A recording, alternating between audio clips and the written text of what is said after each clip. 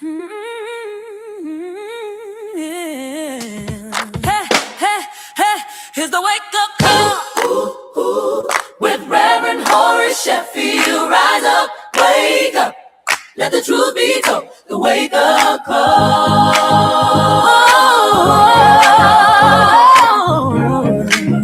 Hey, hey, hey, hey, it's the wake up call. With Reverend Horace Sheffield. Rise up, wake up, let the truth be told. The wake up call. All right, y'all. Good morning, good morning, good morning. Hey. We are live right here on the corner of Grand River and Wyoming for the Wake Up Call with Horace Sheffield and Friends. As you can see, it is another weekend of just friends. My name is Chantel Watkins, and I am joined by the best friends you could have on a morning radio show. We got my girl, Sabrina Athena. Good morning. Great morning. Peace, everybody. Great morning. Peace, Great everybody. morning. Great Yes. morning. Great Come morning. on. Come on. Okay. Well, we'll come back to my girl. Let's see. David. Good morning, David Felton. What up, though? All right. And let's see. Good morning, Sabrina. Hey, I'm here now, y'all. Yes. Listen, I was here early too. So everybody here early, let me hear you say good morning. Yes. Thank you. And good morning to the original Ed Lover. Yes. Ed Lover. Baby. You know what? In Detroit, as always, we love you. Amen. All right now. As always. Yes. As always. And speaking of being here early, so we have our live audience all the time. You know, we got for the free 99, biscuits, grits, and salmon croquettes. But it's live in the morning, y'all. Sabrina, tell them what we be doing early in the morning. Oh, listen, if you don't get here at 7:30, Lord knows there's not much that you're gonna miss out on a lot of live fun stuff. Okay. I need everybody to understand 8 a.m. is when we actually turn on the cameras, but the cameras actually get going at 7:30 a.m. So thank you, community, for showing up every single week, especially in another cold spell. How do we get back here? Yeah. Lord have mercy. Hey, y'all, true Detroiters know this is just summertime. Ed, I don't know, dog. Hey, I don't know. This gonna been brutal, baby. Man. you didn't have it soft because the whole Detroiter already knows. We're not putting them plastic bags in our shoes, right? I mean, we don't have to no more. There's other things we could put in our shoes, Ed.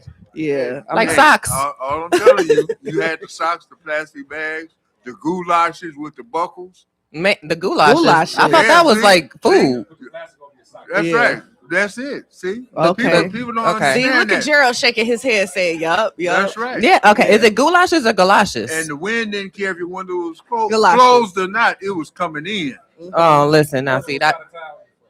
Huh? Depend on what side of town you from, because And look here, Detroit is Goulashes or she said goulashes or galoshes. it's goulashes, man. I guess it Listen. depends on what side of town you're from, like David said. Yeah. So I do want to shout out. So Davo Detroit did start our after school program, which is every single weekday, Monday through Friday, 4 to 6.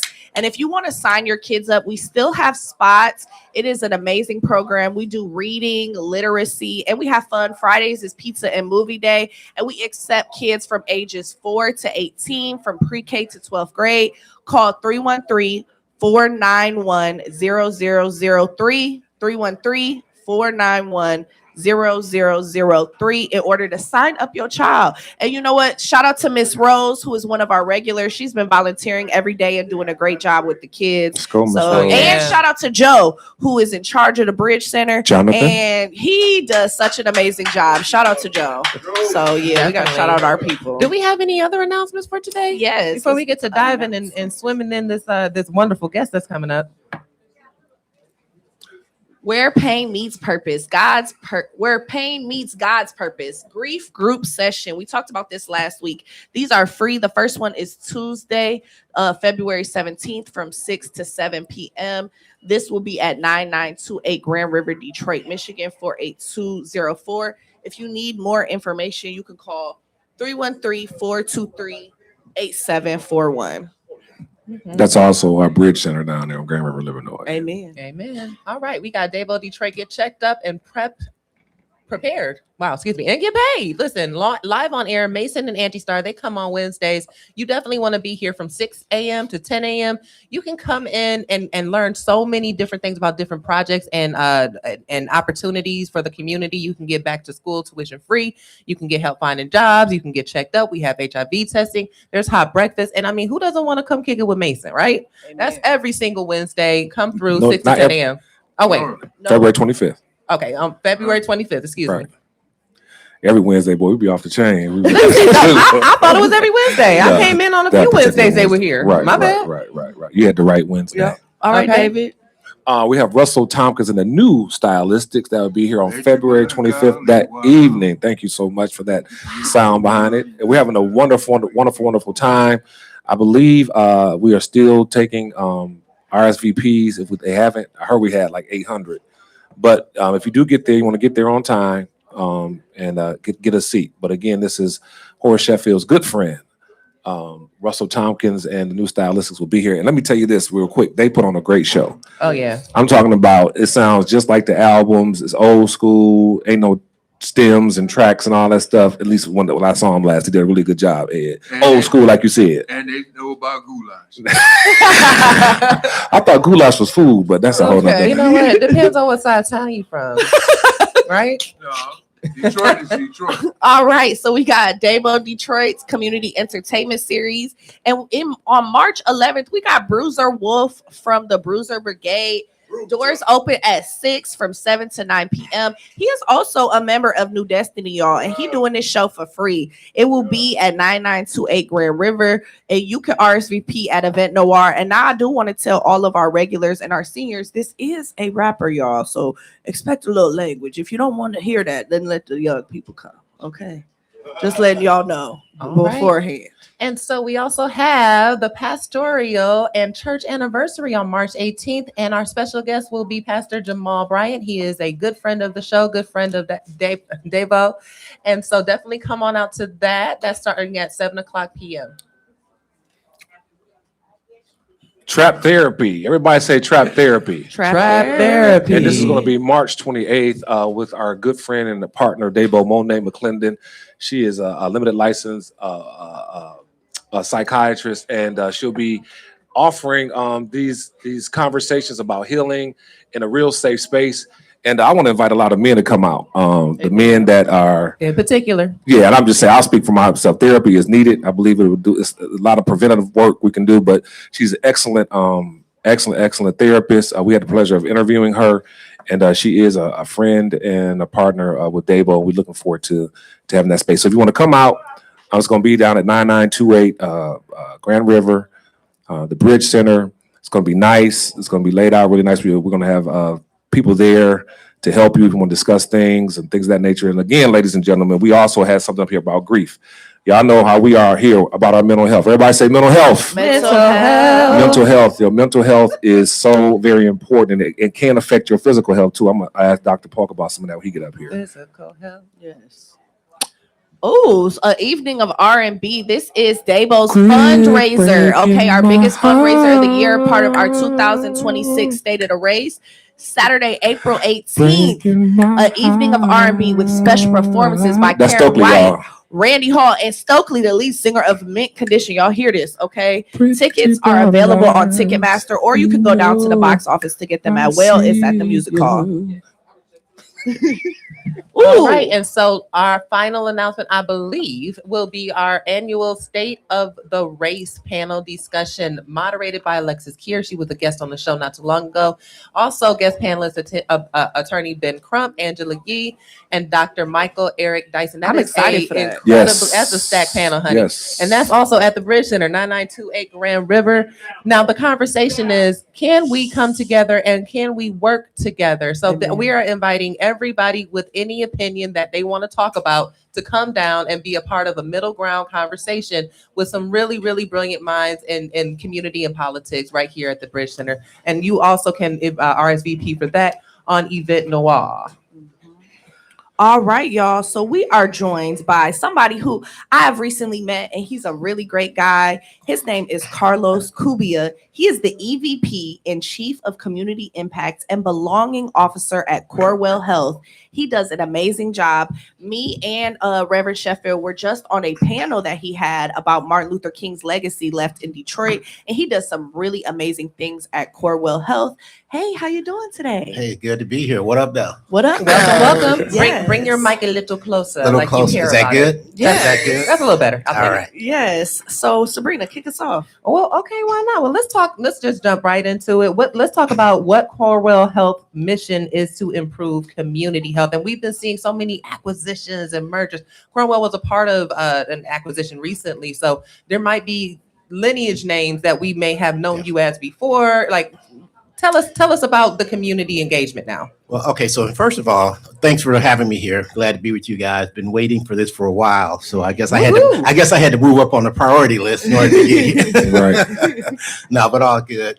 But seriously, so Corewell Health, and most people may not know, but it was the coming together of Spectrum Health, which was one of the largest health plans on the west side of the state, Grand Rapids, and Beaumont Health, which everyone's familiar with. Beaumont. Do you have a Beaumont doctor? Yeah. Over here on the east side of the state? So Beaumont Spectrum came together, and we changed the name to Corewell Health because we wanted to bring what was special about those two cultures together and create now what is the largest employer in the state of Michigan with over 60,000 plus individuals. Not health employer, not largest auto employer.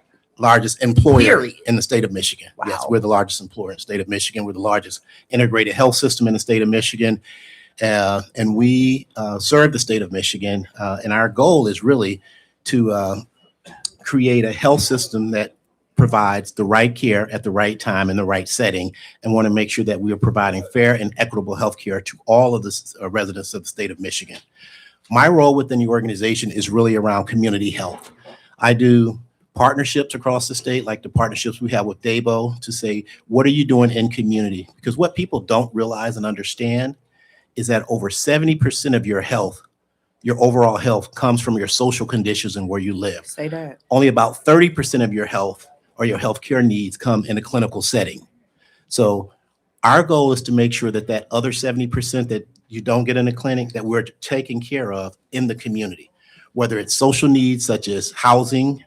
Can you pay your bills? Do you have to make a decision between buying your prescription drugs or buying groceries? So how do we connect the community with those partners to help them to meet their social needs? Yeah, David.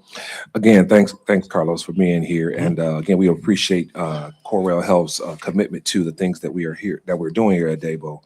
My question is, why don't you tell us specifically about your role as the Chief Community Health Impact and Belonging Officer? In my mind, I'm thinking that used to be DEI. Well, so thank you for that. So actually, I really hold two verticals at Corewell Health. Okay. I am the former Chief Diversity Officer. Okay, cool. But the new name is the Chief Belonging Officer. I like it. Yeah. And basically, I like that. I like it too, Why because not? it really talks about making sure that everybody at Corewell, every patient that comes into our doors, feel like they belong, like they are supposed to be there, and that they're not a burden on someone. So my role is to work with my team across the entire state of Michigan to make sure that people have that experience, that your voice matters, that you have the opportunity, if you're an employee with us, that you have the opportunities to move up in the organization, you have good employment opportunities. If you're a patient, you're getting the best care possible. And if you're a community member, can you do business with Corewell in some way, shape, or form that's going to help build community impact in your community? So we have a duty, a commitment, and an obligation as the largest employer in the state of Michigan to give back to community. I think if we're a good corporate citizen, we need to make sure that the work that we do not only advances Corewell, advances health, but also advances the community. And you know, a lot of health agencies, they miss the part of corporate responsibility. That's significant in terms of having an impact on the people that you serve. The next question I had was specifically as it relates to African American men, or you could just say African Americans, period. Why is it that we feel that healthcare is not as readily available to us? Like we know here in our square, we only have, I can't remember what the percentage is in terms of primary care physicians in our city. It's very small for the percentage that is. I used to have that in my mind, but why is it? things like you said in terms of having fresh food and all those other things available. Well, I think it's not that people feel that way. I think it's that way because unfortunately that's the system, right? And what I mean by that is healthcare has some disparities So yeah. and gaps in how care is being provided. Mhm. And so one of the things that we want to make sure that we're trying to do with our programs, with the work that I do, is create this environment of health equity. And what do we mean by health equity? That every individual, if you're an African American, if you're a woman, if you're a person with mental health challenges or any other things, that you get the services that you need. And oftentimes, people of color fall short of those expectations, right? So my role is to challenge the status quo. So two things can be true within an organization. I can celebrate the work that Corewell Health is doing because they're doing great work, but I also push and hold them accountable when they're falling short to meet the needs of our people and folks And that look thank you like for us. that. Thank you for Thank that. you. That's Yes. amazing. Thank you for that. Mhm. Awesome. Ed? Well, first of all, I'd like to thank the Cornwell Health family because my first grand, in fact, all three of my grands was born with Cornwell Health. Aww. And I myself have had major surgery on several occasions through Cornwell Health. And I could not do anything but praise them for the type of respect and service that I received. No, I'm not belittling any other hospital, but Cornwell Health is a place, if you need to go, you need to really consider Cornwell Health. All right, look at that endorsement. We love that. We love Yeah. that. And we love to hear That that. approved. Now, as far as you talking about helping in the community, see, I was unaware of that type of programming going on within the hospital system. All right. So if someone was in need of some assistance, what would be how did they get in touch with you or with the organization so that they can receive or get the help that they need? So really what we try to do is to create partnerships like we do with Dabo and help either with financial resources or with other in-kind resources to make sure that the work that like Dabo is doing in community, that we partner with them to advance that work. We are a not-for-profit health system. So we have certain things that we aren't able to do in the community. One of the things I just want to get out there, folks, to understand that our healthcare system is challenged right now across the country. No doubt. It's challenged. And with the current administration, we don't want to go into politics this morning, Yeah. but there's, healthcare is, some folks would say under attack. Man. And who's experiencing a lot of that are folks in underserved, underrepresented communities. Yeah. So we want to make sure that we're partnering to get the needs that folks need in community so that they have access to them. And what we do is direct them. We're not a social services agency, so we're not handing out checks, but we're handing out resources. We're connecting folks to resources. And there are organizations that we do, put financial resources into so that they can do some of the work in community. This challenge that's out there is bigger than Corewell Health. We won't be able to solve it on our own, but with partnerships like Dabo, we can make a major material difference. Well, you know what? You can't Material put a- difference. Yes. You can't put a price tag on the right information. Exactly. That's You right. know, get into the right place. So, we do have those considerations within our community. We need to know these type of things because they're trying to dumb our communities down. So Yeah. it's something, especially with this being Black History Month. Yeah. You know what I mean? But to me, Black History Month is 24/7, 365. Yes, sir. It goes Amen. on All day long. continuously. Yes. And it don't And stop. we got to believe that. You know what I mean? Put our best foot forward. So we do have a question from our audience. Please state your name and tell us your question. Good morning. My name is Latoria Williams. Hey, Miss Williams. And my question is in regards to the healthcare system as a whole, like you were stating, as far as disparity goes and things. I try not to go to calling it a sick care system, but the things I see go on, from constant surgeries and constant medication. And I don't know if people know what number the medication is on the chart for the cause of death. So my question is, first of all, what can we do as residents to hold some of these facilities and things that are not practicing properly, proper ethics? What can we do on our part to, as a community? Sure. That's a great question. Thank you for that. You want me to get? Yeah. So what I would say, first of all, is over the years, there's been a lot of research done around how much waste is in the healthcare system. Some would say there's billions of dollars of waste of maybe unnecessary procedures, maybe medications that doctors just prescribe. I can tell you that we work hard within our system to make sure that we're practicing prevention. We want to keep you from coming into the healthcare system. So knowledge is power. Information is power. Through DABO, and I want to keep bringing up Dave because that's a partner here, but we have hundreds of partners across the state of Michigan, United Way, Boys and Girls Club, YMCA, YWCA, where we make sure that information is in the hands of the people that need it. Every 3 years, we do what we call a community health needs assessment, where we go into community, we do almost a 1-year survey about the major needs that are in community, and then we work with community partners to try and address those needs. The top 3 things that comes up on a regular basis is access to care.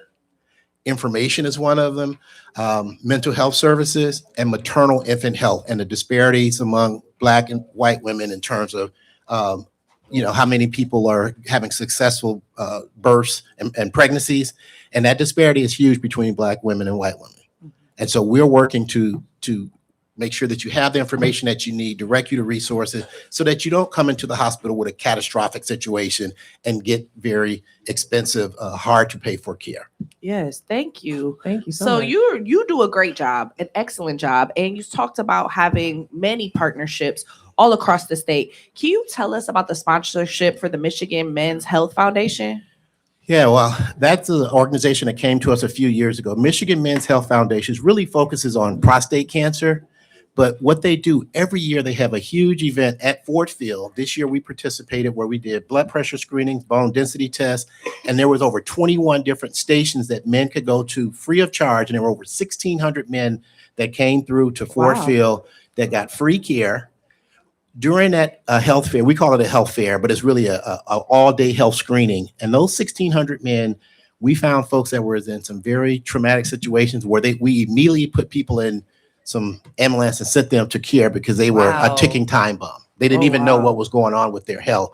But we give them everything from prostate screening. We set them up for colonoscopies, eyes, ears. We do full body skin testing to see if they got skin cancer. And that is through the Michigan Men's Health Foundation. That's a partnership. It's around prevention. To the young lady that was asking the question, that's for men because men are horrible with their health. We are, invincible. We don't need to go to the doctor. We just ignore all of the signs and the symptoms. If we die, we die. If we die, we die. So what we're trying to do is say to men, it's okay to go and get looked after. You should do that because your family needs you. Lord, That's an echo in my head. I'm like, but we need y'all so bad. Please take care of yourself. Did you guys see the viral thing? His name's Kev Talks. He's a comedian, and he talked about how he went to the doctor. It literally was up this week, and people were making fun of him, oh, he got a finger in his booty, so everybody else want one. But he literally was just talking about going to the doctor, and there was all this toxic masculinity as a response of him telling other men to go get a checkup. And I was just wow, this is wild. And that's a part of a community health needs assessment in itself, a response to something like that. I do have another question. That's okay. Yeah. Okay. So you said that some of these people came to the health screening and were a part of this assessment and literally had to leave in an ambulance. Now, my question to you is, what is the main deterrent reason that you're hearing when you hear people I ain't going to the doctor? Well, why, right? What's the why? Number one. And as a follow-up, how do you help those people in the ambulance that are going pay for their medical care thereafter?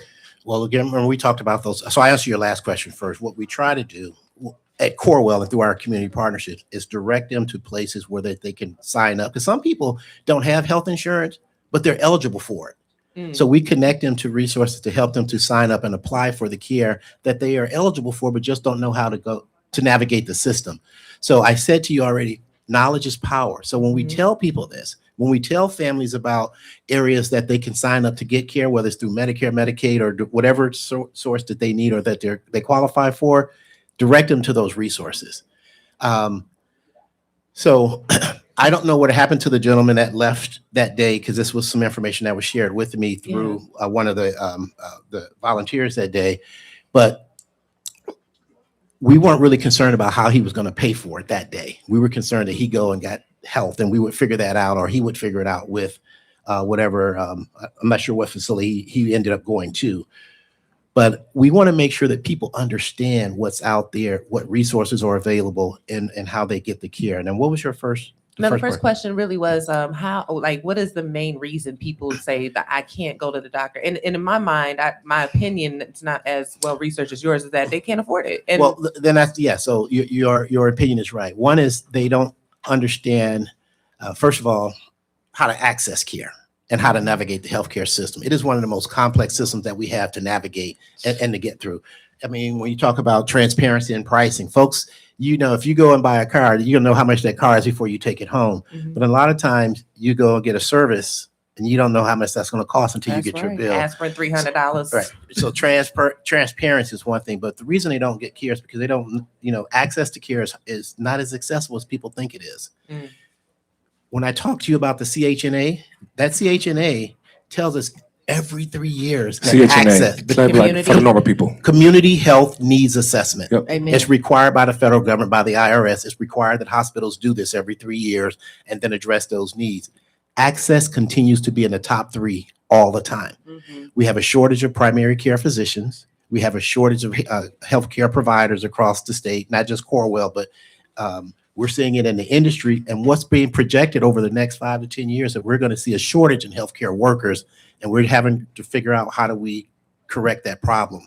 And part of it is through early education to try to convince kids and folks to go into the medical field, talk to them about the opportunities that exist, and then maybe creating some kind of pipeline program to help them navigate And that system. if I could say this to you Sure. too, Carlos, about 2 things.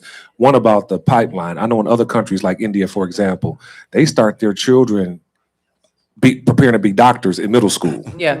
So it's like second nature for them to expect to go into. So that pipeline, I think, is a great idea. The other thing is you talked about the disparities and how people don't necessarily have the funds, or in terms of them not going to the doctor. To Sabrina's point, my thing is for people who have the insurance, who have the access to health, don't make it a priority. Right. They don't make it a priority, and I'm saying I had to struggle with that. Mhm.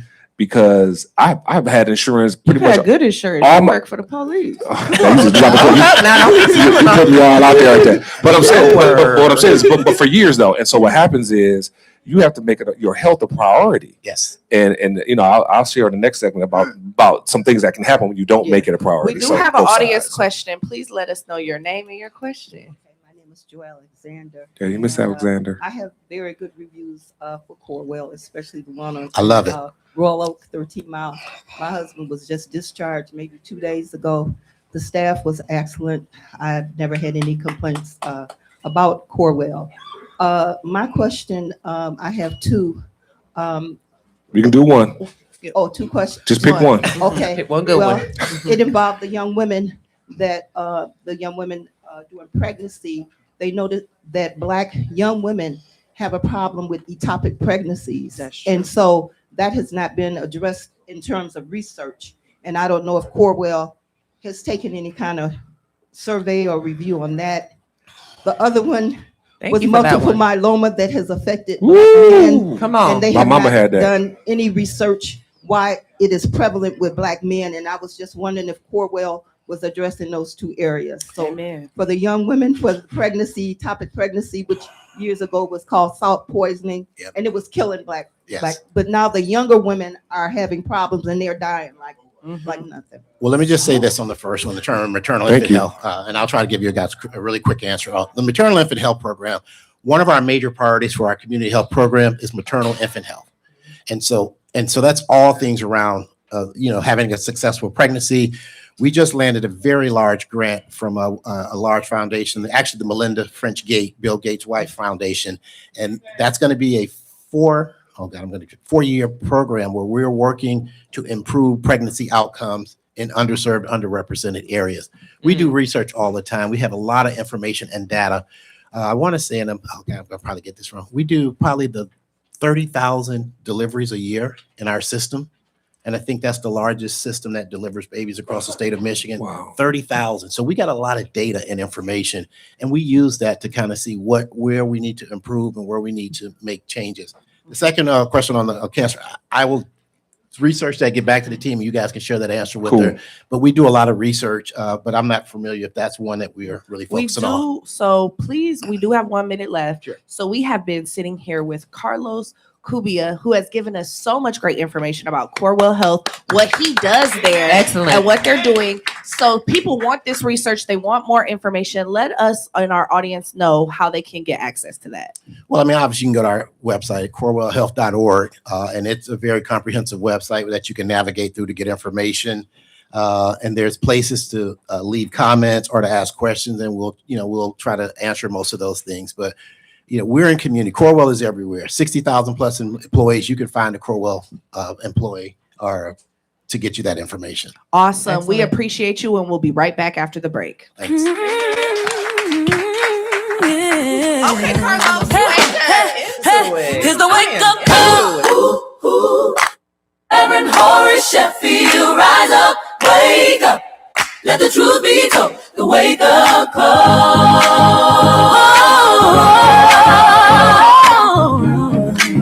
Hey,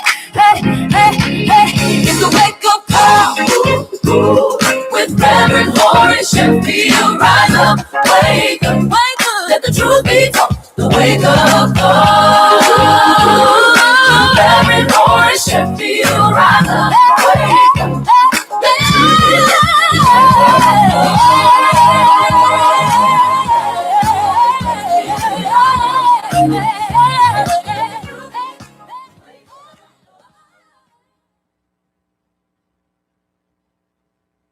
Girl, Erica Alexander, and every Saturday morning I get my wake-up call with Reverend Sheffield. Make sure you go on and get some of that. All right? What is that? Is that someone called? Is it Saturday? Every Saturday morning, 8 a.m. to 10 a.m. on 101.5 FM or 1500 a.m. The Wake Up Call with the Reverend Horace Sheffield.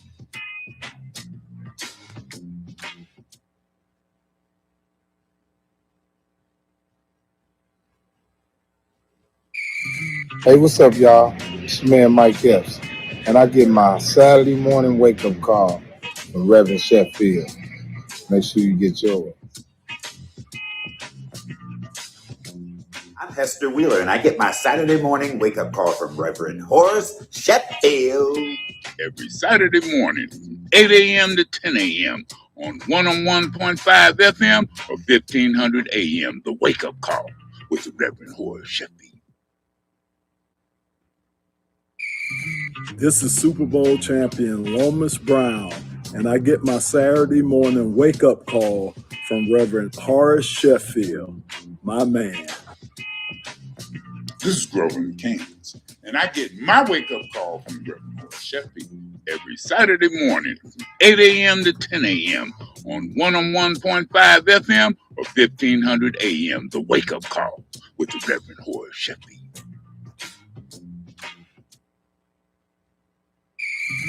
Yo, what's up, guys? It's your girl, Randy Rosario, comedian and TV host. I get my Saturday wake-up call with my guy, Reverend Horace Sheffield. Think about it. Good day. I'm Sheriff Raphael Washington, Wayne County, and I get my Saturday morning wake-up every Saturday morning from Reverend Horace Sheffield, and you should too. Every Saturday morning, 8 a.m. to 10 a.m. on 101.5 FM or 1500 a.m. The Wake Up Call with the Reverend You've been listening to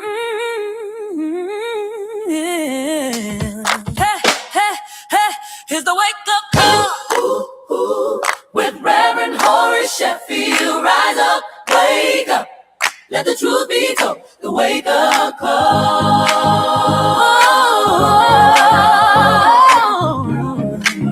Hey. It's the wake up call. Ooh, ooh. With Reverend Horace Sheffield, rise up, wake up. All right. Wake up. It's the wake up call. Come on, y'all. Make some noise up in here. Let them know. We back. Our live audience is all the way live make right it here happen, on Grand River in Wyoming. We just had a great segment. And now we're still talking about health. We have Dr. Norris C. Polk. He is the founder of Peds Urgent Care of Detroit.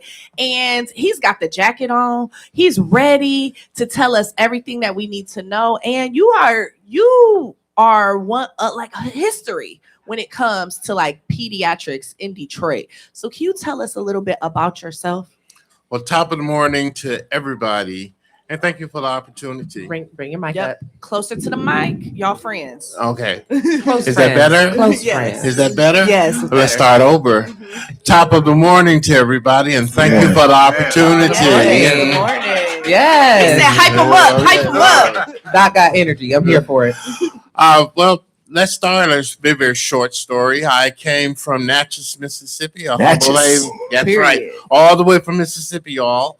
I did all my training in the South. I went to Meharry Medical College. HBCU. That's right. All right. I then traversed, the word is traversed, to Michigan, where I trained at Children's Hospital, the University of Michigan, and did my pediatric adolescent medicine in ER fellowships, and subsequently got an MBA from Harvard University. Okay. Excuse me. And I have been practicing medicine in this city, in this community for the last 40 years. You're number 45, though. You young man. 46.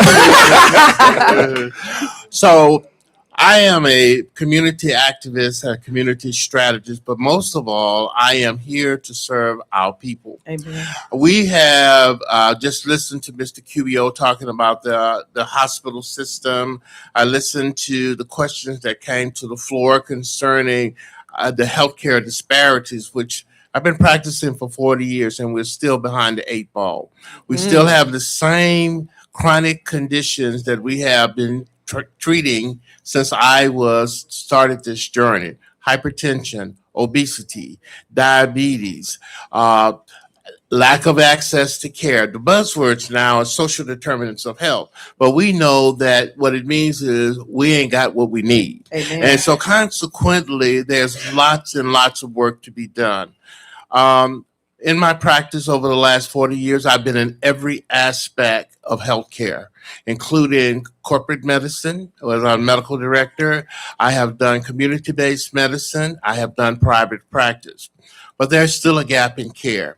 And so what we're trying to do, we just established the very first pediatric urgent care in the city of Detroit. Yes. Thank you. And the very first standalone clinic in the state of Michigan. Ooh. The question is why? I'm glad you asked that. Mm. The reason why, Amen. the reason why is because there's a gap in care. We're a connector between primary care and emergency care. I'll give you a short story. When I was practicing, as I practice, and I send children and young adults to the emergency room, by the time I get back to the office the next morning, they're still sitting in the emergency room. And so consequently, with their babies, with their teenagers. So there is a huge gap in care. And so we are trying to be a connector, but not only are we a clinic, we are safe haven. We'd like to take this model and scale it across the state and scale it across the country, because not only is medical care important, mental health is also important. And the third component of that stool is certainly social determinants of health. If people don't have refrigeration in their homes, if they don't have heat, if they don't have food to eat, if they don't have a warm place and a safe place to stay, how are they going to follow the doctor's orders? So it's a combination of all those things to make sure that we are looking at a total healthy ecosystem. And so what we're trying to do in the city, I thought I was done practicing, but there's so much work to do. Amen. And so consequently, we are still on the good walk to make things happen. As a mother, I thank you. That's really amazing. Seriously. Work. So yeah, that's amazing work. Everybody give him a hand, okay? Yeah. And you know, if I can, I want to just co-sign. Norris is my homie. We've been down for almost 30 of them 40 years. And in the last segment, I was just talking about how men don't communicate about their health.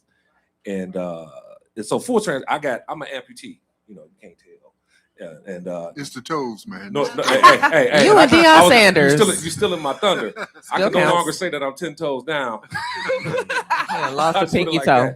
But through that particular process, Norris was telling me, excuse me, Dr. Paul, forgive me, was telling me, "Hey, you gotta get this checked. You gotta get. I'm straight. And I called him. No, they about to take my toe."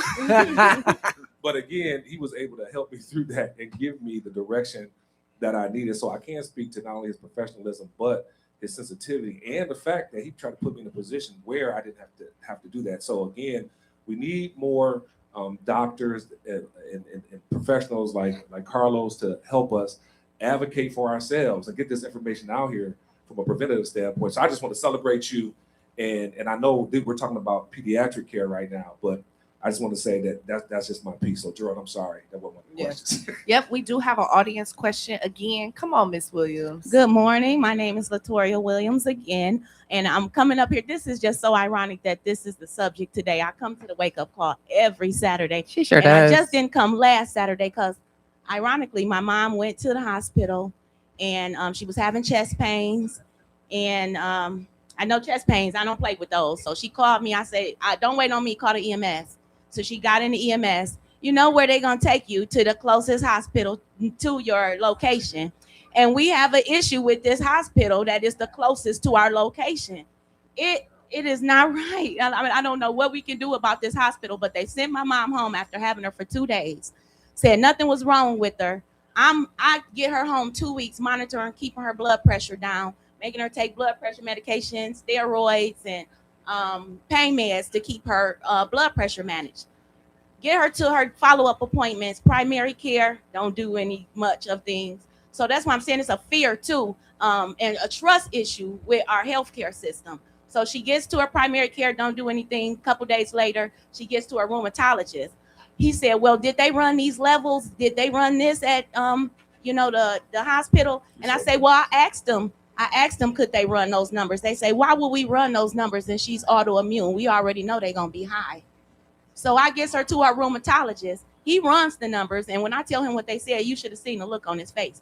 He runs her numbers are high. We get back to the house. The doctor called us at 6:00 that evening and said, "Get back here right now." My mom she's stubborn. "I'm not going tonight. You don't have me at home for 2 weeks. I'm still alive," kind of thing. So I next day, I finally gets her to the hospital. Mind you, because of the trust issue, we an hour away. So I'm driving an hour out to take my mom to this hospital. Gets her there. She have a whole torn aortic arch that they said that 40% patients don't even make it to the ER from that.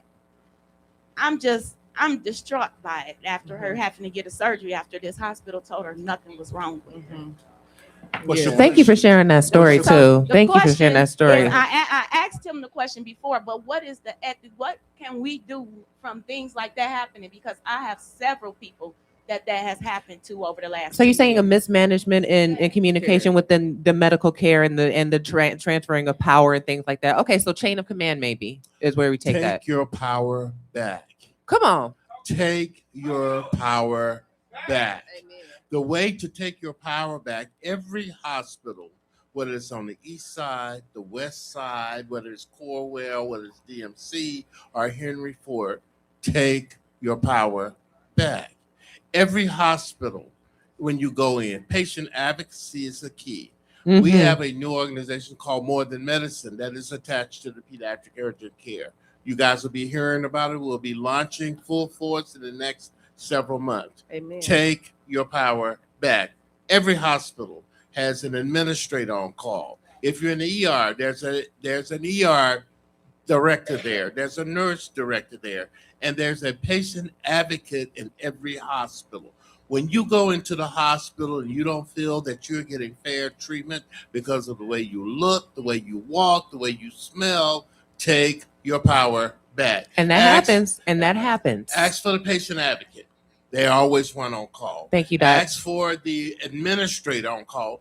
Every hospital is mandated to have an administrator on call 24/7. And every department has a director. That's where you start. Yep. And then you need to start holding people accountable. Get the doctor's name. There you go. Write down everything that Document. they say. Write down the medication. Take your power back. And Dr. Park, would you say that she actually is doing a good job by advocating for her mother? And a lot of times people don't have advocates. And so you're doing the right thing, but document to his point and then use the resources that are there. But you did the right thing if instead of just taking the doctor at their word. But Document. And this is a really common issue, and I'm glad that it's brought up. And I do want to make sure that we are talking a lot about this urgent care clinic, because let me tell you something. I got twins and they are 3, and I had what is supposedly a geriatric pregnancy. They can kick rocks. They here, they healthy, they beautiful. So I want to know more about the because your type of facility, it excites me to know about it.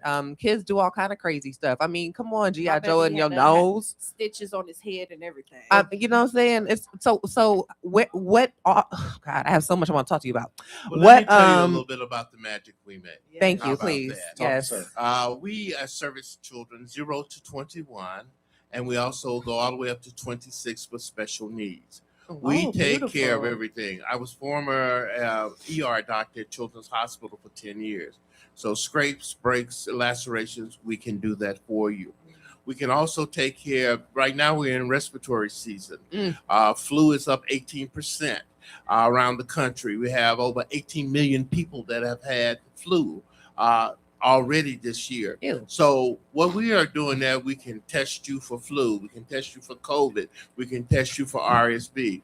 And basically it's a trusted facility because you can't be what you can't see. Amen. And so consequently, the people that work with us look like you. They are basically picked to service the community. And that's why we're at where we're at. We have been we just celebrated 1 year of existence 2 Sundays ago. Congratulations. They've been here 12 whole months now. They a whole baby in 2 months. And so what we're doing also is we're expanding the pediatric urgent care to 2 other service offerings. Not only will we be doing pediatric urgent care, launching at the end of March, we'll be doing primary care also. Yes. Simply because a lot of the people that come to see us in the urgent care don't have primary care doctors. They certainly don't have a Dr. Polk. Yeah. And they certainly don't have the compassion, the quality, and the continuity of care that we're going to provide for them. Absolutely. So check us out. Yeah, and Our so website is pedsurgent.care. That's what we was about to ask. How do we get there? pedsurgent.care. We're located at 13334 East Jefferson at the Riverbend Plaza. Can you repeat all of that, but a little bit slower Certainly. so people can write this down? All right, here we go again. pedsurgent.care. That's the website. We are located at 13334 East Jefferson in the Riverbend Plaza. Is it .com or .care? .care, CARE. Period. Ed? Well, he didn't hit my questions because I wanted to know about future endeavors as far as urgent care within the city of Detroit, because at the moment we've got a big distance between our neighborhoods and the hospitals. Mm-hmm. So in order to close those gaps, we need some kind of units in between. Mm-hmm. And the other part was, how do we get in contact with them? Yeah, he said East Jefferson. Okay. Yeah. Well, we're on the east side, but we want to certainly partner with organizations like Dabo, so we can then actually have a presence on the west side. Amen. We want to scale this phenomenal idea that God has given us across the state and across the nation, because it's so needed. But also the patient advocacy and connecting the dots for our people is most important.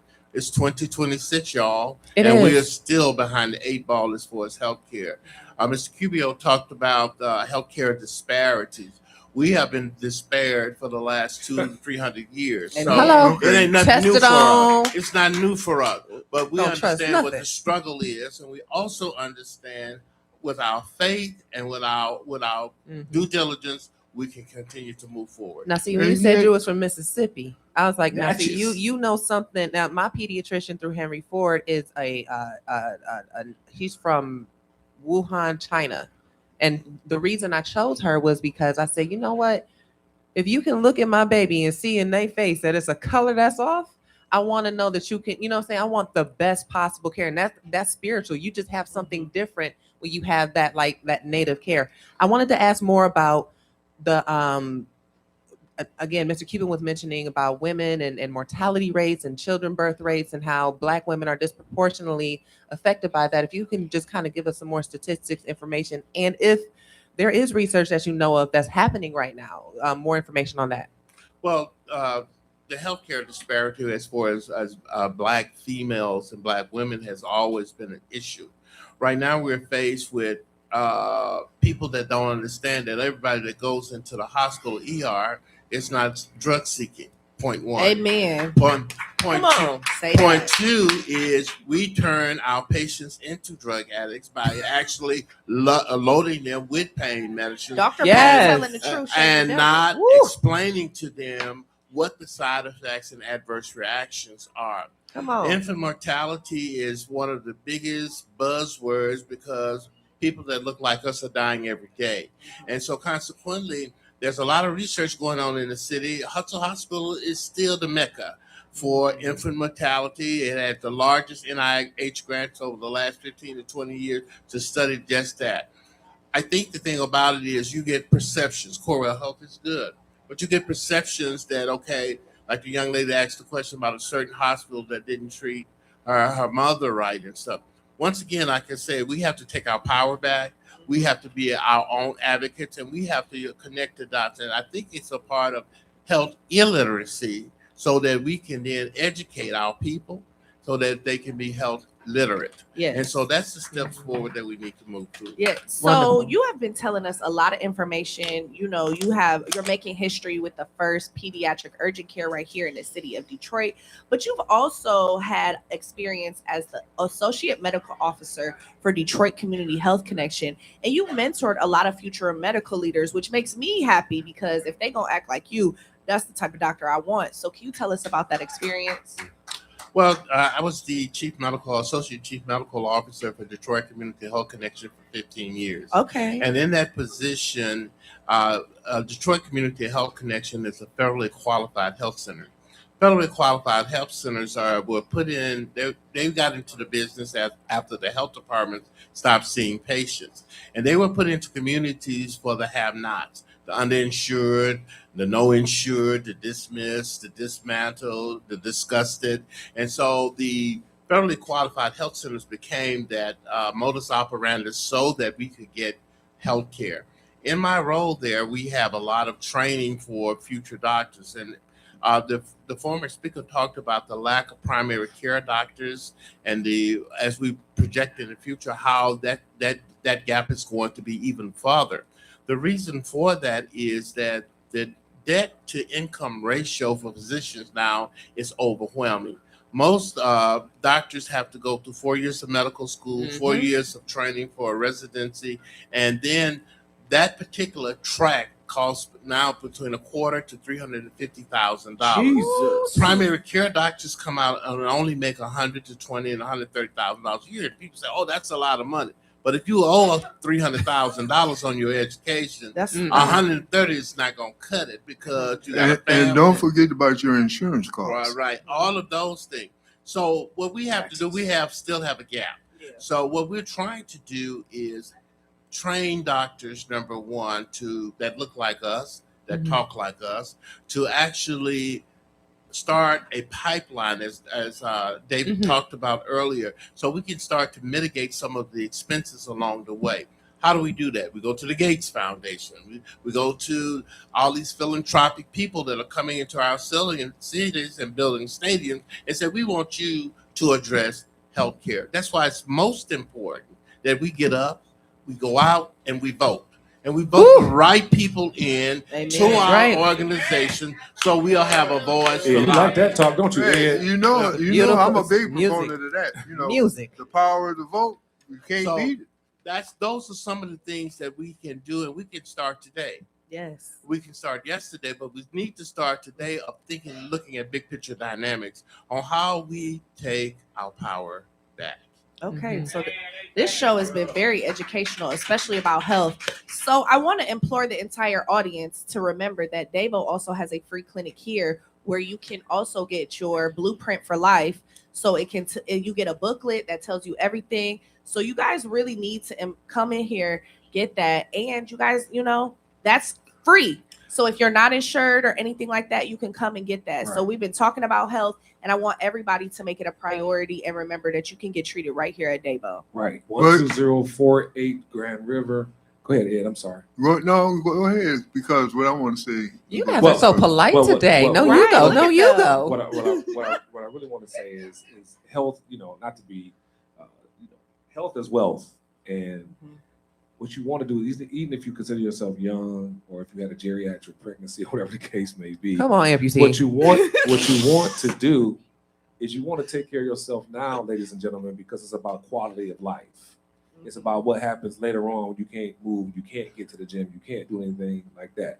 And we talk about exercise, we talk about movement, and Dr. Polk, you can talk about it too. Eating plays such a significant role in how you feel, how you think, how you process information. Our kids have so much sugar. They, I see mamas with their babies and they got Kool-Aid in the bottles. Yeah, how do you address those diets? And what I'm saying is, the thing is, they don't understand how sugar affects the brain. Sugar is cocaine's first cousin. Y'all hear what I'm saying? What? Well, we do have first cousin. So we have 2 minutes. So let's tell everybody don't do it. Well, historically, we as a people like to eat, and it's historical perspectives that the macaroni and cheese and the pork and all that, because that's all we had. We got what was left over from the table. That's all we had. That's all we know. So it's in our DNA. It's not in our DNA. So I'm not gonna say don't eat. What I'm going to say is let's eat smaller portions. Amen. Let's eat a little bit more healthy. And your greens, instead of putting salt pork, let's try some smoked turkey. Amen. Let's drink more water instead of drinking up the Kool-Aid. If you want to have Kool-Aid, don't have it for every meal. So it's a process. And the bottom line is, I just saw what breakfast was this morning. I didn't see any turkey bacon over there. I don't eat no pork. You saw salmon croquettes, though. We got salmon croquette. And so consequently, we have to start to actually deliberately look at how we eat and then actually look at our portion size and move. I mean, you ain't got to go to the gym like Dave said. You can walk around the block. Not today. You can join Sizzling Seniors here. It's free. But certainly there are certain things, small steps lead to great innovation. Quick question. So that's what you can do. Yes. How do you get kids to drink more water? Well, the bottom line on that is you got to trick them. And so there are a lot of different things. If they don't like water, maybe you can try natural fruit juices. Indigo love to ask me for juice. I got my coffee. She said, "You going to the kitchen? I need juice." She's 3. But the other thing about it is you have to watch the sugar contents in a lot of your juices and stuff. Right. So once again, kids, they call it the the terrible 2s and the trying 3s. Amen. So consequently, all I say is we're going to pray for you. Yes. So we have been talking to Dr. Norris C. Polk. Make sure that you guys check out Peds Urgent Care of Detroit. We are about to hit a break. Thank you so much. You're listening to The Wake Up Call. You've been listening to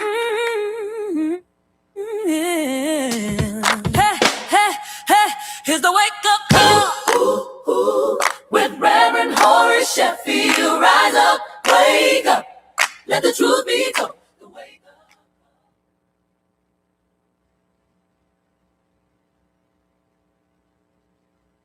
Wow. And I get my Saturday morning wake up call from Reverend Horace Sheffield, my man. This is Grover Keynes, and I get my wake-up call from Reverend Horace Sheffield every Saturday morning, 8 a.m. to 10 a.m. on 101.5 FM or 1500 a.m. The wake-up call with the Reverend Horace Sheffield. Yo, what's up, guys? It's your girl, Randy Rosario, comedian and TV host. I get my Saturday wake-up call with my guy, Reverend Horace Sheffield. Think about it. Good day. I'm Sheriff Raphael Washington, Wayne County, and I get my Saturday morning wake up every Saturday morning from Reverend Horace Sheffield, and you should too. Every Saturday morning, 8 a.m. to 10 a.m. on 101.5 FM or 1500 a.m. The wake-up call with the Reverend Horace Sheffield.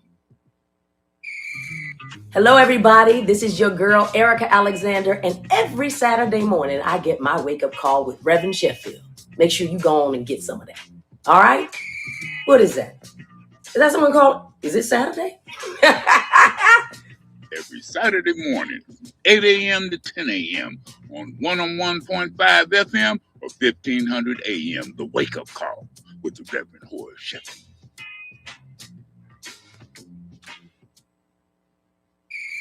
Hey, what's up, y'all? It's your man Mike Epps, and I get my Saturday morning wake-up call from Reverend Sheffield. Make sure you get yours. I'm Hester Wheeler, and I get my Saturday morning wake-up call from Reverend Horace Sheffield.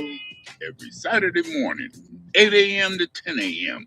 on 101.5 FM or 1500 AM. The Wake Up Call with the Reverend Horace Sheffield. This is Super Bowl champion Lomas Brown, and I get my Saturday morning wake-up call from Reverend Horace Sheffield, my man. This is Grover Kings, and I get my wake-up call from Reverend Horace Sheffield every Saturday morning, 8 a.m. to 10 a.m. on 101.5 FM or 1500 AM. The Wake Up Call with the Reverend Horace Sheffield. Hey, what's up, y'all? It's your man Mike Epps, and I get my Saturday morning wake-up call from Reverend Sheffield. Make sure you get yours. I'm Hester Wheeler, and You've I been get listening to Hey, hey, hey, here's the wake-up call. Ooh, ooh, with Reverend Horace Sheffield. Rise up, wake up, let the truth be told. The wake-up call.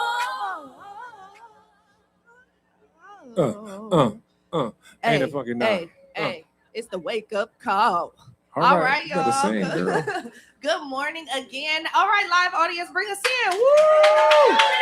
Yes, we're having a very good show, and shout out to our producer Gerald Smith, because you cannot line up a better show with more information and everything that we need. So we have the boys are back. I'm very excited. What's to up, see y'all. Detroit? Our residential Wake up sports call. broadcasters, Bullseye on Sports. We got Mark Jones and James Wardell. I missed y'all. I'm glad you did. We Mark, missed you too. Mark, Coach. Mark can hit that ball. Gerald, we played yeah. golf. Mark was he was our ringer. He was killing that ball. I appreciate We're talking about golf, y'all. We're talking about golf. Yes. I hear you and John aren't that bad either. Yeah. The boys are back, y'all. Yeah, John, yeah. But Here we go. Ball. Go sports.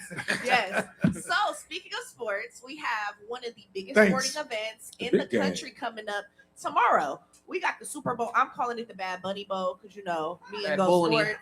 But tell us who y'all think is going to win the Super Bowl and more about it. You know, whatever all the sports talk about the Super Bowl. Go Sports. Go ahead, Jim.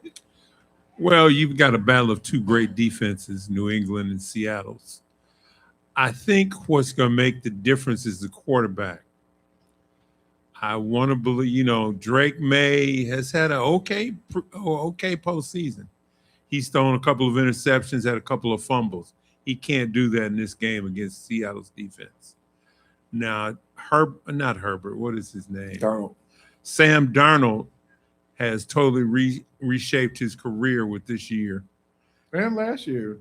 Well, last year he was 0-4 against the Lions and the Rams. But he was 14 and he won the other 14 games. Yeah, that's pretty good. This year he has cut down on his mistakes, and it looks like he's primed to win a Super Bowl. He would be the first one out of the class of 2019 with Lamar Jackson, Josh Allen, and Baker Mayfield to win a title. So both quarterbacks have thrown over 4,000 yards this season, so they're both good. And the other boy, Derek May, he's only played for 2 years, so I think the experience goes with Sam. Yeah. Now Drake has an interesting family history. He's had two brothers that won a title of basketball at North Carolina, and he's had another brother that won it was a pitcher at Florida when they won a title. Them jeans strong. Mm-hmm. That's what's up, Ed. I know you got something to say. Well, I'm glad you made reference to the yards that the quarterback has acquired, the two of them. But I played a receiver myself, and I'm gonna tell you, a lot of the passes aren't the easiest to catch. You know, a quarterback will throw a ball in the general area, but a quarterback pass is no good without a good receiver. And that's the bottom line. So we always want to give all kudos to the quarterback, but it's a team effort.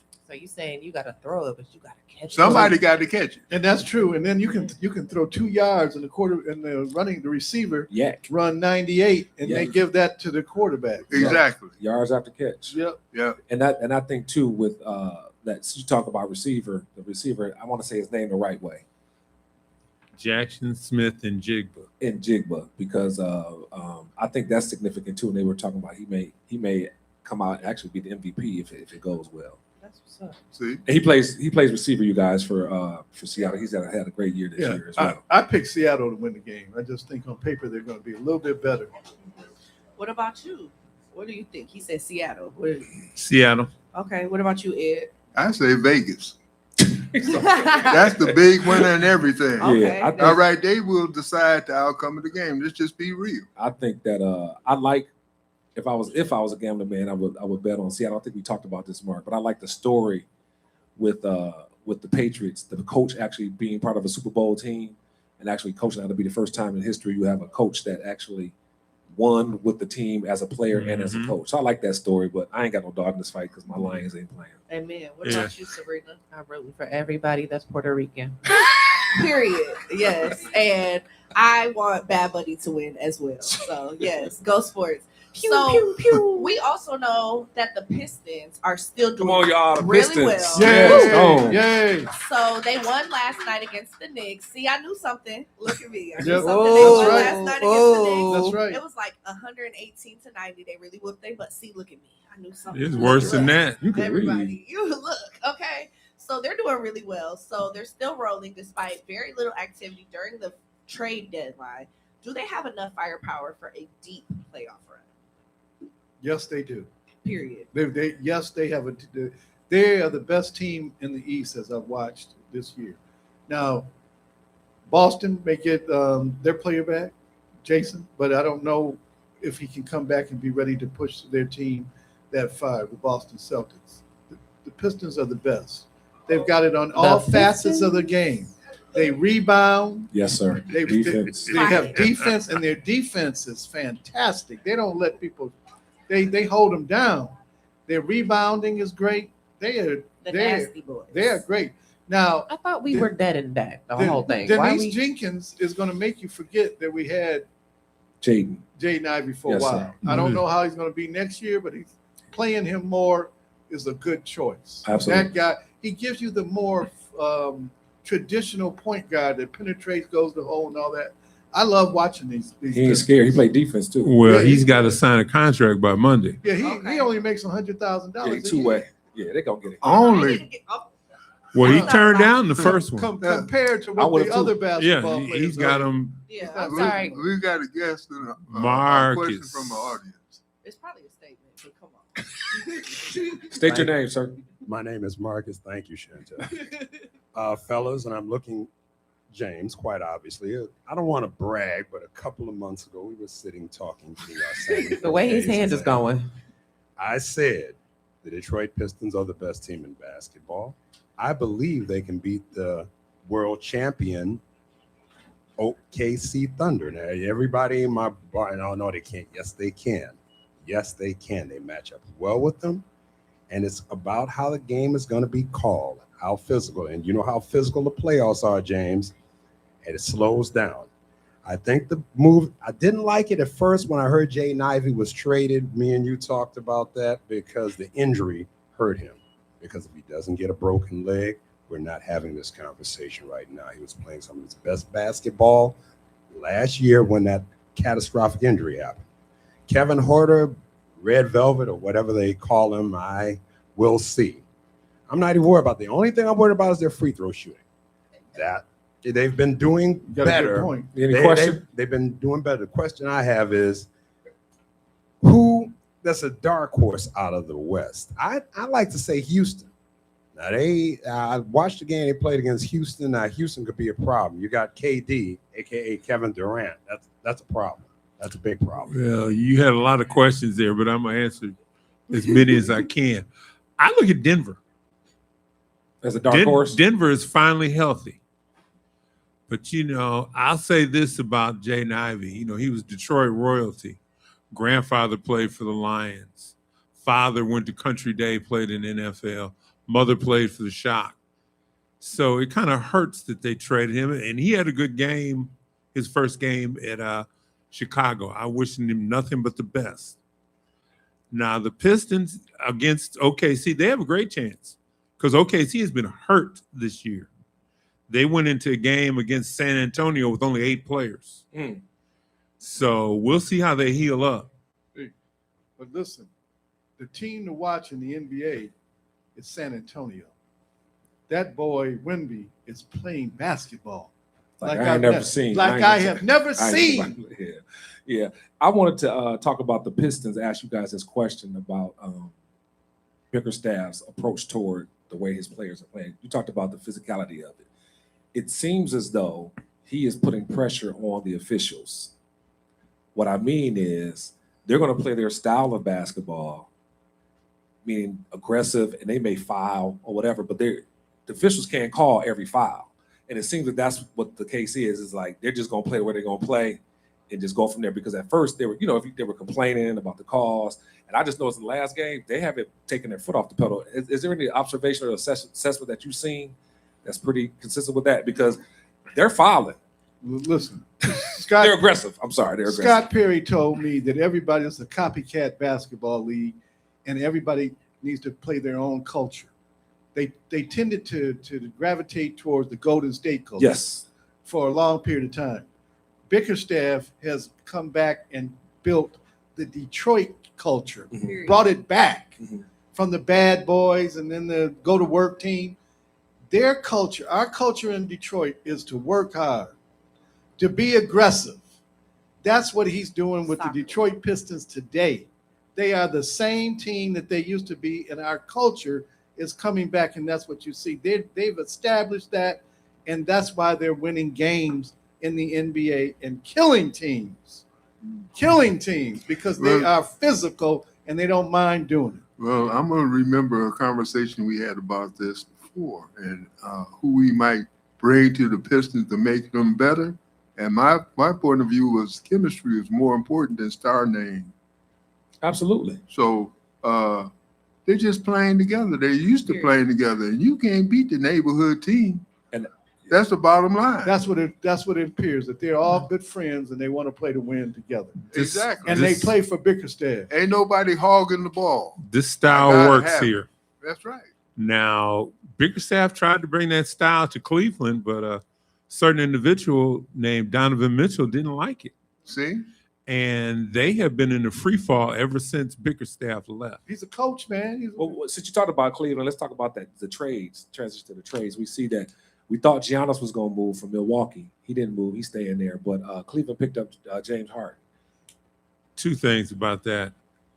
Donovan Mitchell couldn't get along with Darius Garland in the backcourt. Do you think he's going to get along with James Harden? No, not at all. And both of them have checkered past in the playoffs. Yeah, I remember Harden quitting, just saying forget it. And acting that way on the court. Donovan has never been out of the first round. So they made some choices that I don't agree with, but let's see what happens. All right. Hey, one thing I want to bring up. What about that boxing match? Somebody wanted me to bring up too. You love boxing, period. But did you see what happened? My man's hair. Jarrell Miller. He got hit so hard his toupee. Didn't he end up winning? Yeah, he did win a split decision. But you know what's crazy to me? Just as a girl who get her hair done, right? I done had a quick weave or two. I'm not going to go do no physical activity with glue in my hair because I'm about to go sweat. You don't know that. So exactly. So that's just so crazy to me to have a glued on piece and to go like literally fight. He didn't know. Weaves fall off in fights Hey, all have the you seen time. that? Yeah, but Look, you know what? Well, It just no. reminded me of Rock'em Sock'em Robots. It'll knock your block off. But do you know why he lost his hair? Hey, since we're talking about boxing, I don't know if you saw. It's a lace front. There was an No, interview. he put the wrong shampoo in his hair and it fell out. Oh, okay. Chloride. It has some chlorine. Yeah, chloride. Some bleach or something. Oh, so you Are mean you to tell serious? me He burned his head, basically. Look I don't at believe him. That Look- was a piece and he glued it. you A saying that chemical he burn would have showed on his scalp. He grabbed had it. a lace front on. Run Hold the it, tape. hold Run it. the tape. all I can say is he and somebody we have in control of our country Probably go to the same hairdresser. Right. So hey, there was a conversation that Crawford was having on a show, and he was saying he would if they offered him $100 million, would he come back to box? And he said absolutely not. Yeah. And he said then you have to sell your soul. So the other guy said, well, you can have my soul. And he said that said something about your character. He said you showed us what type of man you are. And so I think in the days that we're living in terms of selfishness or whatever the case is, kudos to Troy for that, for walking away as undefeated and saying that there was necessarily no amount of money that would bring him back, but he did it on his own terms. What do you say about athletes now? And then to answer what's going on with the MHSAA and NIL. Yeah. First, hey, look, money brings people back because they lose the camaraderie, the things you get from sports. When you walk in that ring and everybody's cheering on you, with you, for you, and you're training and people are there to watch you and help you train, you miss that entourage. And they are broke, and they're trying to set themselves up for their family. Yeah. But what it does is it puts them in a bad state after a while. You take too many punches when you've gone past your prime. And I think with Troy, and then you answer the second question, he said that his goal was always to be a world champion. And he had the fortitude and the cognitive ability to keep that at the forefront. He said the money was just icing on the cake. So he's complete in terms of his personal constitution.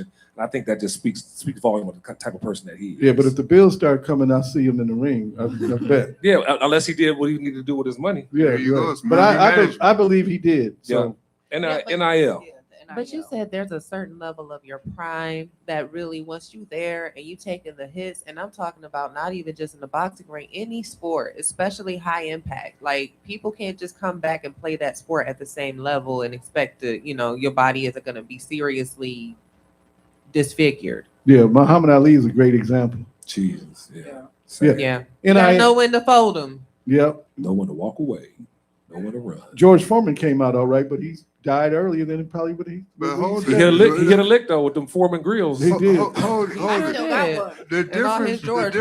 Hold on. The difference being with George Foreman is he stopped boxing for years. Yes. Before he made a comeback. We talk about a couple decades. And he had a lucky punch. Huh? And a lucky punch. No, Ali wasn't no lucky punch. No, I'm talking about when he fought my man from here. Ain't no punches lucky because you're trying to hit him. Who did he hit? When he knocked out Did he knock out Spinks? No. The young Moore, guy, Michael Moore. Michael Moore. Hold it. George Foreman used to practice boxing trees. Ain't no lucky punch. He connects, it's the wrap. Yeah, I would just tell you, he was a hard hitter, period. And if you watch his documentary, he talks about how he set him up with the left hook, with the left hook, throwing wild and pushed him over towards right hand. So it wasn't lucky, it was strategic. All right, the NIL. NIL, people get money. High school students can now get paid in Michigan. There are quarterbacks across the world, across the country that are getting high school quarterbacks. They're being paid between $750,000 and $1 million. Wow. I don't know if that'll happen in Michigan, but it's out there. And it's going to set. I think it could be. How do they get paid?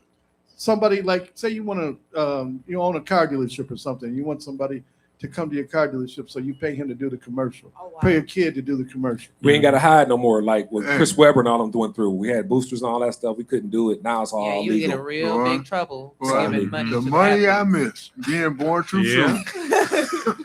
But it's really noteworthy because not only that, it's a cultural shift in like the personalities of these young men and women who are student athletes, younger and younger, and having more and more access and money. So there's a whole community that really needs to come around and pay attention to how this is affecting our people. Well, we need to teach kids how to manage their money. I think there'll be only certain schools that get it.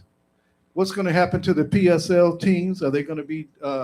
Is the talent going to leave and go to the suburbs or to private schools? Are they going to be able to compete for the student? Are the alumni at Cass Tech going to pony up to make sure that these kids stay and get paid?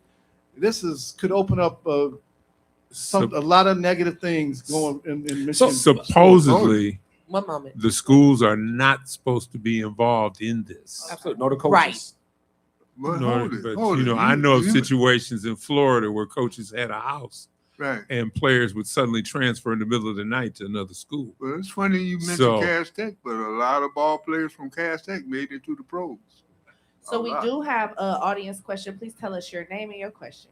Gary Winston. I just got a comment about that. What group is out here to help these young people transition into making all this money this suddenly? Because they got a lot of responsibility. Even Jordan couldn't get in the bar when he started, starting for the Pistons. But these people were getting money in high school, and I think some of them are getting on the wrong path, trying to hang with their friends and do wrong behavior. Is there somebody out there that can guide them through that transition? Well, Good question. Thank you, sir. One of the things that UAD is doing is they had the agents come in and talk to the parents. You know what? They need to be put in trust funds because we got a lot of parents that they Yeah. not gonna see the money. I have a slight plug on this actually. So thank you for asking that question. There is a group of media people, a cohort, if you will, the Goddess Workshop. I'm a media trainer. So I looked forward to working with a lot of young athletes and teaching them how to respond to things, but that's just one piece of the pie. I'm not an accountant. I'm not a psychologist. I'm not a lot of other things that we as a community do need. So I think that your question being raised is a really good conversation. The agents do know. And then again, it's expanding. New jobs pop up every day for this very reason. And lastly, Robert Courtney with the social media store, he also has a program, a sports agency within this whole dynamic that works specifically with young athletes. And I actually did at a CreatorCon, I did a whole talk about how this particular issue is going to be more and more prevalent. Yeah, I think that opens up something for me to do.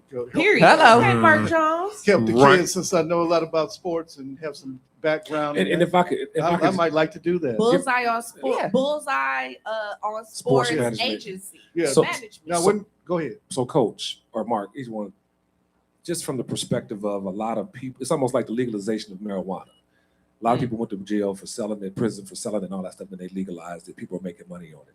There are a lot of people who weren't able to take advantage. I'm talking about high school. Weren't able to take advantage of their skill in high school. They didn't make it to college. They ended up doing other things. So, how do we make sure that it doesn't become cancerous or doesn't become something negative for the young people? Because I personally, I think if a young person can make the money, we just need to make sure they have the right guidance and assistance and advocacy to make sure they're taken advantage of. And I'm saying, I don't see anything wrong with it. And then it goes to the question you used to often ask. If your kid come out of high school, go straight to the league or go to college, which one would you choose? I'll say take my son to the league because I'm gonna be there to make sure he's good. But it depends on the individual. Just And nowadays you can come back to the college. But anyway, that's another story. Right. But there are no boundaries right now. And I'll just take the case of Ohio. Ohio, we're the 45th state to legalize this. Ohio was 44. They've been doing it for a year. There were only 11 athletes that made NIL money. So it's gonna be very few, but we need to have some type of guidelines. Some guardrails on it. Yeah. Foundation Now, is important. Right now, if you get a deal, you got to within 7 days before you accept the money, you got to go back to the Michigan High School Association and make sure that it's the proper. So they do have some governance over. You can't just accept whatever. But it doesn't sound like it's much. So they're going to probably have to tweak this to make sure that they protect the student and the family. And it's a lot of these schools, though, man. I see them, man. You talked about the car dealerships. The car dealerships actually give money to the schools so they can put their stuff up there, and it's the kids that's playing. That's why I'm like, that's the school can't be involved. It's got to go to the students. They've got some things already. Yeah, I got your point. But what I'm saying is the schools are benefiting from sponsorships. Yeah. That's why I'm like, the prerogative of the advertiser, truly, because if they wanted to sponsor one student who was outstanding and the school, then those are two separate entities. Yes. So I do have a question about something I saw in the news. DK Metcalf is being sued for hitting a Lions fan and allegedly saying that he said a racial slur. But after an investigation and interviewing all the people, they said that he didn't say the slur. and he hit him. So what's y'all opinions on this? He's suing him for $100 million. He's suing the Lions too. Oh, okay. But that whole situation, he and DK had words the year before when DK was with Seattle. So he'd just be arguing with this one man. why was he right behind the Steelers bench? That's the stuff that looks funny to me.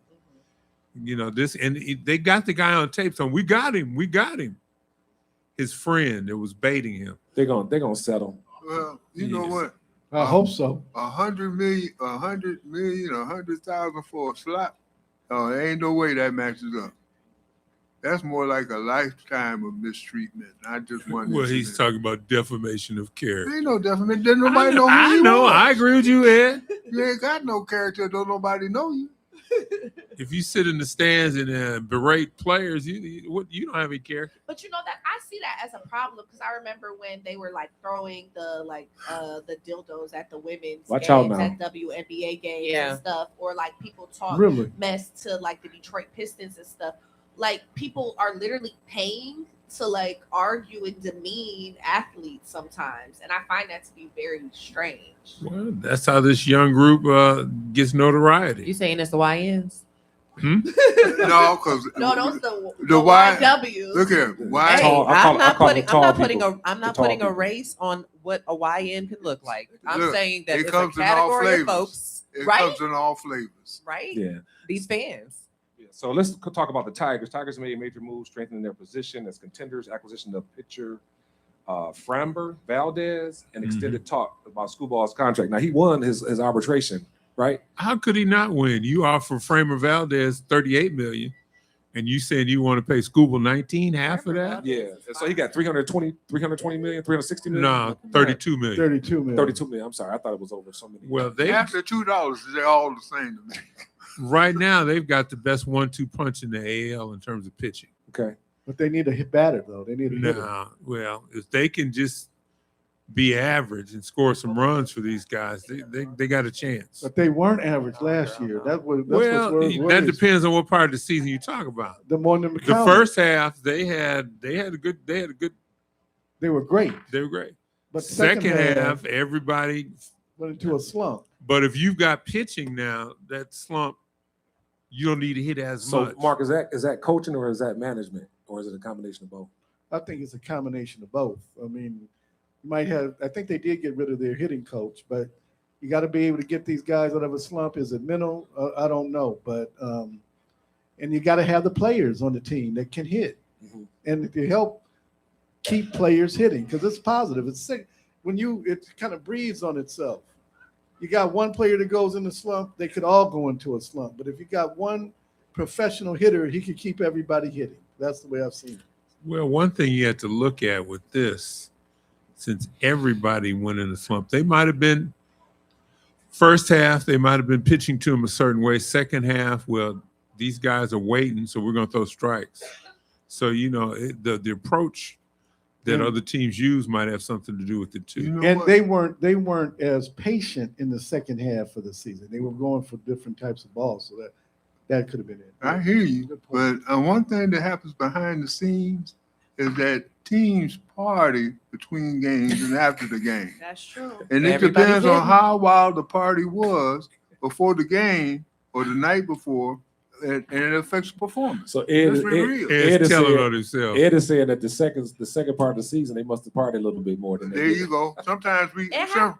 a long They be at season. Love and Tequila. They be at Hey. Annex. They be at Parlay. See? Mark. They be there. That's just real talk. Mark, No. tell us about Bullseye on sports where we can listen to you. Please. Well, Bullseye Sports is Monday, Wednesday, and Thursday. You can Okay. listen to us on 107.5 HD2, the Sports Rap Network, and the Sports Rap app. Okay, y'all keep moving on up in the world. Yeah, Nah. we're on for 2 hours from 7 to 9 each of those nights. Bullseye hits the bullseye. You guys are on the Sports Rap app too. Yes. I just found out that that some cars have this HD2 in the car.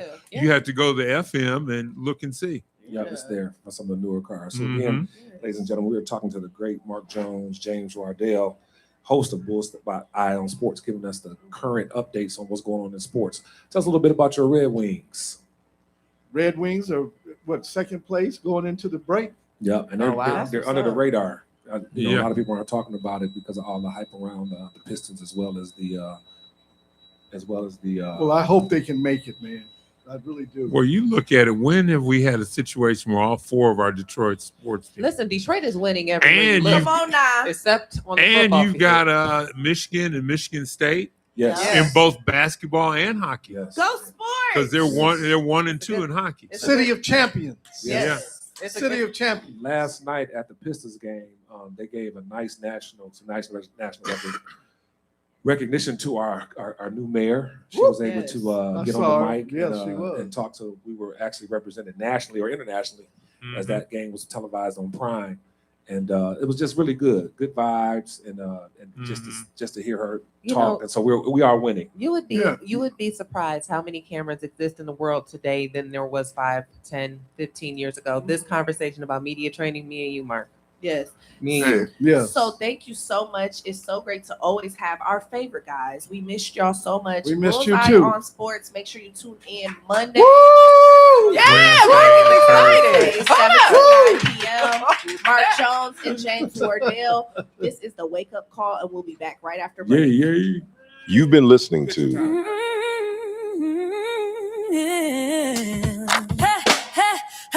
Here's the wake up call with Reverend Horace Sheffield. Rise up, wake up, let the truth be told. The wake up call.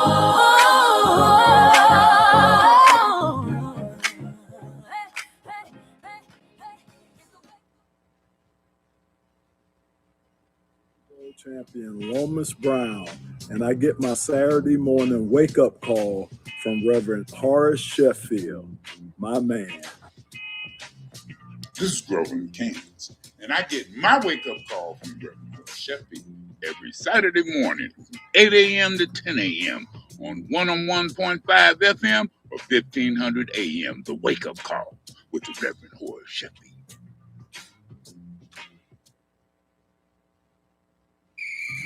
Yo, what's up, guys? It's your girl, Randy Rosario, comedian and TV host. I get my Saturday wake-up call with my guy, Reverend Horace Sheffield. Think about it. Good day. I'm Sheriff Raphael Washington, Wayne County, and I get my Saturday morning wake-up every Saturday morning from Reverend Horace Sheffield, and you should too. Every Saturday morning from 8 a.m. to 10 a.m. on 101.5 FM or 1500 a.m. The wake-up call with the Reverend Horace Sheffield. Hello, everybody. This is your girl, Erica Alexander, and every Saturday morning, I get my wake-up call with Reverend Sheffield. Make sure you go on and get some of that. All right? What is that? Is that someone called? Is it Saturday? Every Saturday morning from 8 a.m. to 10 a.m. on 101.5 FM or 1500 a.m. The wake-up call with the Reverend Horace Sheffield.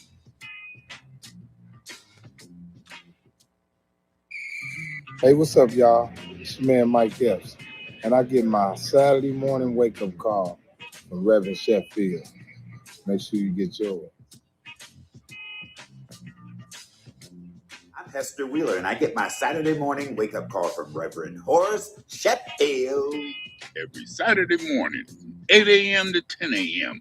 on 101.5 FM or 1500 a.m. The wake-up call with the Reverend Horace Sheffield. This is Super Bowl champion Lomas Brown, and I get my Saturday morning wake-up call from Reverend Horace Sheffield, my man. This is Grover in Kansas, and I get my wake-up call from Reverend Horace Sheffield every Saturday morning from 8 a.m. to 10 a.m. on 101.5 FM or 1500 a.m. The wake-up call with the Reverend Horace Sheffield. You've been listening to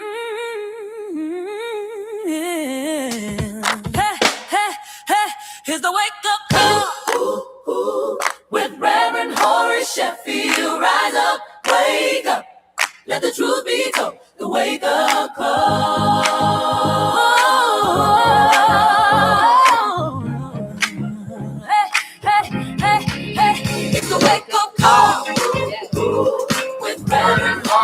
Sheffield, wake up.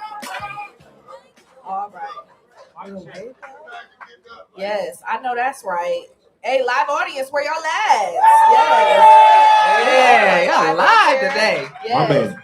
So you are listening to the Wake Up Call. I am Chantel Watkins. We got Ed Collins, David Felton, and Sabrina Athena, your favorite cast of characters. And let's that shout out Cheryl said. Rev too, as he is Yeah, on the shout out, cruise. Rev. Right. Rev is relaxing, and he'll be back. We're trying to hold it down for him. We appreciate him. Yes, so we're going to get into our next guest in just a moment, but we want to take a moment to talk about something that was absolutely nuts on the internet that we all seen recently, that our president posted a very, very racist video of our former president, Barack Obama, and his wife, Michelle Obama, as like gorillas in a jungle. He is literally nuts. And it was so racist. And my personal opinion is he would rather be called a racist than a pedophile. So that's why he posted it. But like, it's literally crazy. Are we gonna watch the clip? You want us to watch it? No, yeah, we ain't gonna do it. No, we're not gonna play that. But it's terrible. How do y'all feel about this? Well, you know what? It's better to be thought a fool than opens one's mouth and remove all doubt. You know what I mean? So you can think what you want to about the president, but he'll tell you exactly who he is. Exactly. I'm gonna show you. Yeah, that's true. What about you, David? To be totally honest with you, I really don't even. I don't give it no energy or nothing like that, because I'm trying to follow peace with all men as much as lies within me. But it's just foolishness, and so I won't Well, even. you got men and then you have devils. So I'm gonna leave it at that. Amen. What about you, Sabrina? Listen, I'm going to quote my new best friend, Dr. Polk, in saying, take your power back. Amen. Stop giving out so much energy every Friday when there's something else that is meant to stir your spirit and distract you. Take your focus back. Obama has this incredible situation. He was on stage saying something, and there was a Trump supporter, and everybody's trying to kick him out. He said, no, calm down. Don't kick him out. He is exercising his right as an American. What I need you to do is focus. Amen. That's what I'm gonna say about that. Yeah. Focus. And especially because it's Black History Month, I think we can shed so much powerful light on like the positive things that we have going on. And everybody in here has been a part of history. You know, we are all history makers. So everybody should give themselves a hand. Right. Because whether you volunteered on Mayor Mary Sheffield's campaign, whether you have helped people, you know, last week we was in the cold for 3 hours giving 500 families food. Yes. We have done so many incredible, amazing Now, things as a group. And I think, Chantel, those are significant stories I would like for everyone to tell, that we should perpetuate throughout the community, is about the things that we're doing as positive. And like Sabrina said, we need to take our power back. Yes. So Let's agree. light up the world. Yes. It should be motivation, and that's what it is. When I heard, I was like, I'm about to. Yeah. So speaking of taking our power back, it's also tax season, which you met. Take There's your two money things you definitely back. gonna do, and that's die and pay taxes. So we have our next guest, who actually knows my dad, Gary Winston. He is the president of Liberty Tax Service. How are you doing today? I'm doing fantastic. How about Okay, yourself? you've been rocking with us all day too. How have you yeah. enjoyed yourself? I've had a wonderful time. You know, I can come back here every Saturday and rock. Come with you on guys. back. All right, but I need you to be better friends with the microphone. Come on, Oh, bring it in. Come You on, can- bring it in. You can bring it towards you. Yup. Yeah. Yup. All right, is that better? Much Yeah, better. talk We to him it. like somebody owes you money. Like, I could do that. Yes. So Absolutely. Sabrina, start us off. I was singing Khalees and ODB. Okay, so you know what? Here's the thing. There's all these wait, everybody. When we talking, y'all can't be talking too. That's rude. So we're talking about a lot of different legislation changes, and there's a lot of confusion around what's the same, what's different, what information needs to be provided this year that wasn't needed last year. But how is Trump's big bill and other tax legislation impacting the community from your perspective? Yes, that bill HR 1 was a big change from the bill that they had, the tax cut in 2017. It's the first major legislation we've had to change the whole narrative of the way we did things from 2017. The one prior to that was in 1986, where write off stuff like credit cards and all those kind of things. So what's the new big thing right now that I want to bring to the community? It's some things as far as the business are concerned, but one of the main things is the $6,000 extra deduction for seniors. Most of the seniors qualify because if you're single, it goes up to 75K on income, and married filing jointly up to 150,000, and that's adjusted gross income. So that puts most of our population, normal population, in that realm of getting that extra deduction. Now they also get the regular deduction. This is on top of it. So say bonus deduction. Yes, they get you. Well, you get a couple thousand if you're single, extra deduction over people under 65, and then married couples get an extra 1,600 plus. So then they add that 6,000 per person per couple. I mean 6 for each one. So that's a lot of income you could make. Over $40,000 that you get written off. The other big thing that's coming up, I like everybody to be aware in 2026, which is right now, they had made it where if you donated, say, to your church, I got a lot of people give a lot of money, a lot of tithing. They don't make that much money, but they give $2,000, $3,000, $4,000 worth of tithing offerings, right? But they couldn't write it off because when Trump did raise the standard deduction last time, it made it where you needed to itemize to get those deductions.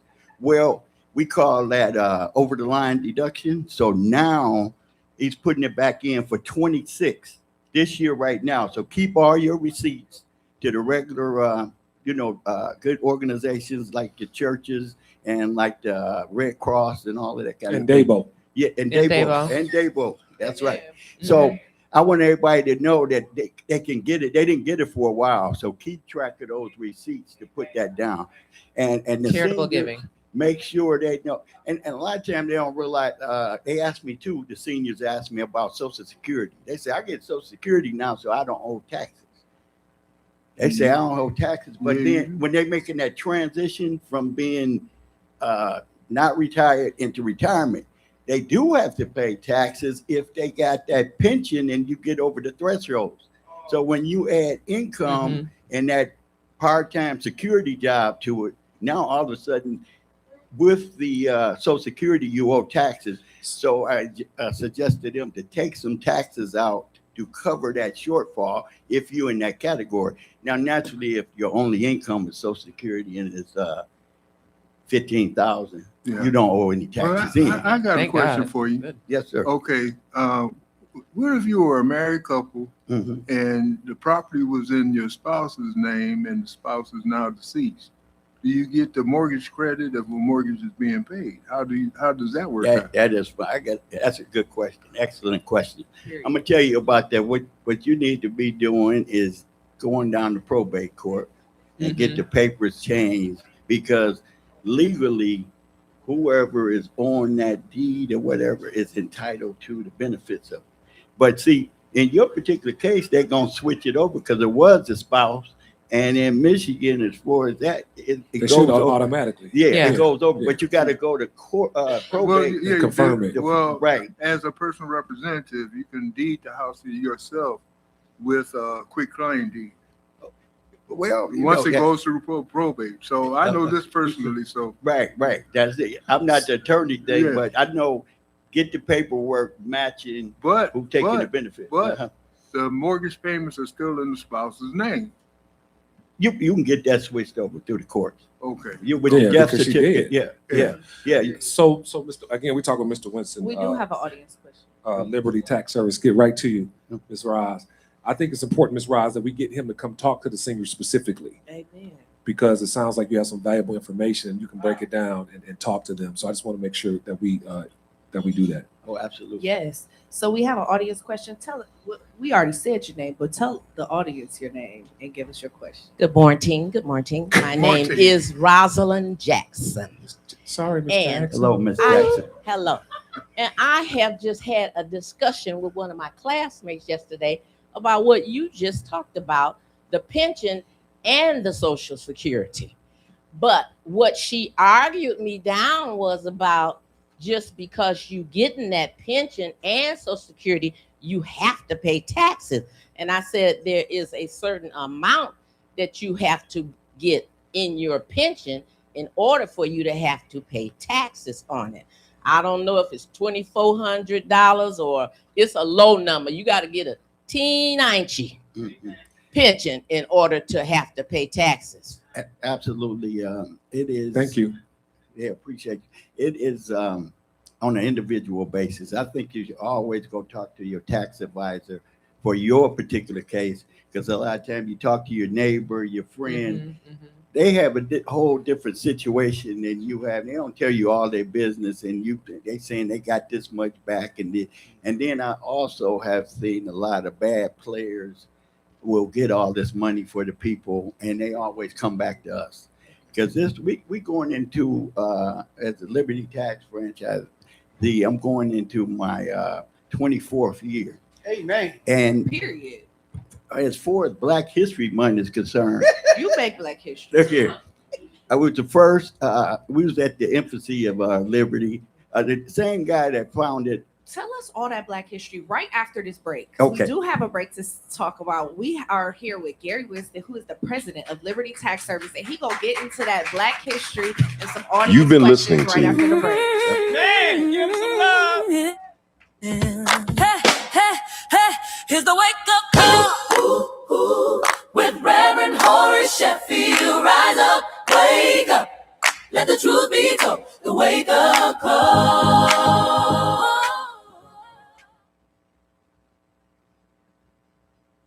This is Super Bowl champion Lomas Brown, and I get my Saturday morning wake-up call from Reverend Horace Sheffield, my man. This is Grover Kings, and I get my wake-up call from Reverend Horace Sheffield every Saturday morning from 8 a.m. to 10 a.m. on 101.5 FM or 1500 a.m. The wake-up call with the Reverend Horace Sheffield.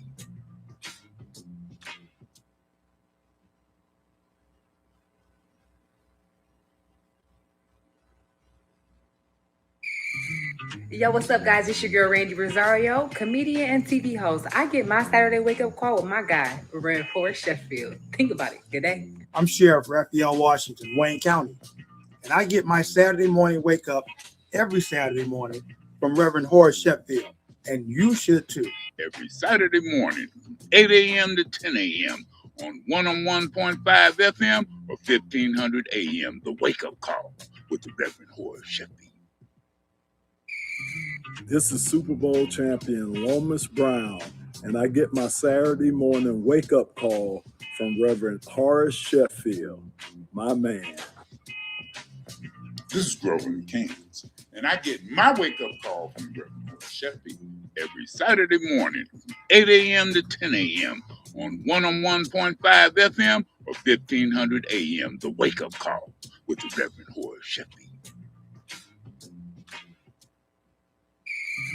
Hello, everybody. This is your girl, Erica Alexander, and every Saturday morning, I get my wake-up call with Reverend Sheffield. Make sure you go on and get some of that. All right? What is that? Is that someone called? Is it Saturday? Every Saturday morning from 8 a.m. to 10 a.m. on 101.5 FM or 1500 a.m. The wake-up call with the Reverend Horace Sheffield. Hey, what's up, y'all? It's your man Mike Epps, and I get my Saturday morning wake-up call from Reverend Sheffield. Make sure you get yours. I'm Hester Wheeler, and I get my Saturday morning wake-up call from Reverend Horace Sheffield. Every Saturday morning from 8 a.m. to 10 a.m.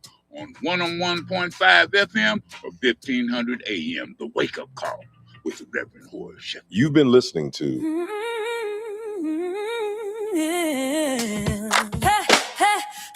Here's the wake up call. Good morning. Good morning. So you know With we are here Reverend with Horace Sheffield. Rise up, we got wake up. Gary Winston from Liberty Tax Service. So you were about to tell us about some history. So tell us about your own personal Black history you've made right here in the state of Michigan, city of Detroit. So I'm one of the first franchisees in the state of Michigan, Amen. but actually I'm the first African American. I know that's right. Incredible, Come on. incredible. Give him and you know what? That's very important. Hallelujah. Because when we talk about financial freedom and the things that Black people have not necessarily had access to, you have provided. I see Liberty Tax Service everywhere, so you have provided a lot of great things.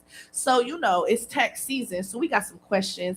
Please tell us, hallelujah, man, your name and your question. First of all, Mr. Wilson, my name is Cedric. Winston. My name is Cedric Tooks. Yes, and sir. I was very fortunate. My mother left me a house. But in the deed of the house is my brothers and sisters. So you was talking about going down to court and having it changed over. I don't want to have no competitions in the family because I'm going to get my own house. I don't want to have no competition with my brothers and sisters. But what would be appropriate reason for me to take that to court, and then where I can get several things fixed on the roof and things of that nature? Can you give me an answer on that? Because I really need it. Yeah, it'll be good to talk to a probate attorney, but the thing is, because you and your siblings, you own it equally, and you sound like you would been the caretaker, so you should probably talk to them about an agreement of how you're going to split it or whatever. Let them either buy you out or you guys sell it and split up the money. And like they had the money for your own house, but what you want to do is change it over, or you can own it together. You could own it, jointly. You could own it jointly. Excuse me 1 minute. I want to follow up. Why I say that, because once again, I went through some protocols dealing with house owner, and I was informed that it had to be one owner for us to take advantage of the city opportunities to prepare and things of that nature. Probably get the house up to code or whatever. Yeah. Well, still, I wouldn't put.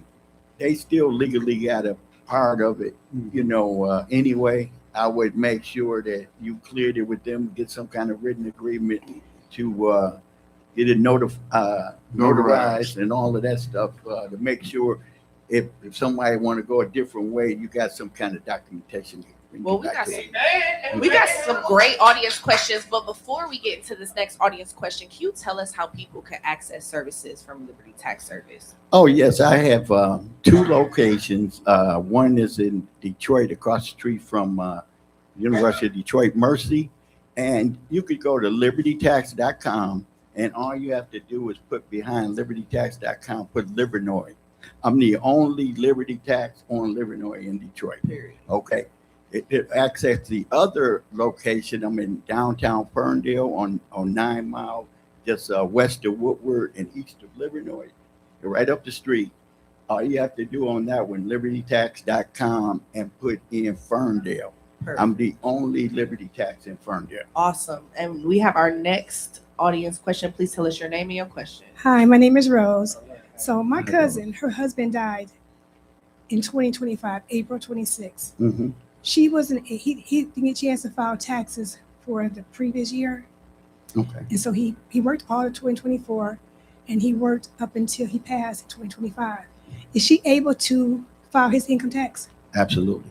Because they tell her she can't. They tell her it's too late. No, it's not too late. Because she just got to produce the death certificate, and then it's a form you fill out that we have in the tax software. No, it's fine. And like if you was married with that, it still would filing jointly for that first year, and after that you still get that credit. You good for it? Yep, absolutely. That's a really good question. Very and we got good. another. Okay, audience, it's tax season. Tell us your name again and your question. Marcus, and I'd like to know, why has the city, I've fill out my taxes, I owe the city of Detroit, but what I'd like to know is, why did the state of Michigan take over the city of Detroit's taxes? Because here's the problem, Mr. Winston. I call, ding, ding, ding, you don't get to talk to no one personally, and I'd like to know, I'm not going to pay my taxes. I am. Absolutely. Okay, what happened a few years back, I believe it was, been quite a few now. The city was kind of in a disarray as far as keeping the taxes organized. and some kind of way they came up with an agreement. They still do the administration on it, but they passed over the collecting of the bills over to the state of Michigan.